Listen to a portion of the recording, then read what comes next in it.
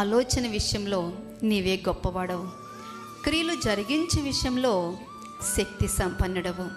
వారి ప్రవర్తనలను బట్టి, వారి క్రియాఫలమును బట్టి అందరికీ ప్రతిఫలమిచ్చుటకై నరపుత్రుల మార్గములన్నిటినీ నీవు కన్నులారా చూచుచూ ఉన్నావు. ఎవరండి కన్నులారా చూచేది? మన దేవాది దేవుడు మన కన్నులారా చూస్తూ ఉన్నాడు.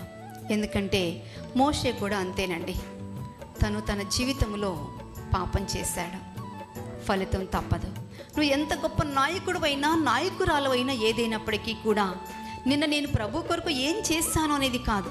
ఈరోజు నేను నా ప్రభు కొరకు, నా ప్రభు మెచ్చినట్లుగా నేను ఎలా జీవిస్తూ ఉన్నాను అనేది చాలా ప్రధానం.